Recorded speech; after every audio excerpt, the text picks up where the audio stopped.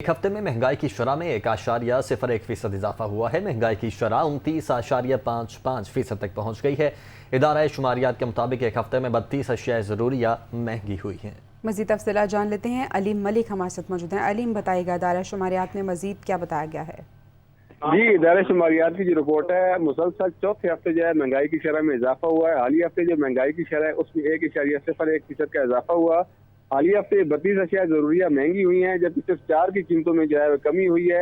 एक हफ्ते में दाल चना 15 रुपए 91 पैसे फी किलो महंगी हुई, जबकि प्याज 4 रुपए 9 पैसे और दाल मूंग जो है वो 9 रुपए 2 पैसे फी किलो तक महंगी हुई है। दाल माश 12 रुपए 70 पैसे, जबकि जो 2.5 किलो घी का डब्बा है उसकी कीमत में 51 रुपए से ज्यादा का इजाफा हुआ है।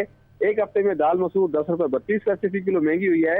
इदारे शुमारियात ने आज जो अदादे शुमार जारी किए उसके मुताबिक जो आटे का थैला है 20 किलो का थैला वो 24 रुपए 89 पैसे तक महंगा हुआ है। इसके साथ साथ 20 9 रुपए 75 पैसे, ठीक जबकि है, मटन बहुत जो है शुक्रिया वो अलीम 14। मलिक, आपने हमें अपडेट किया।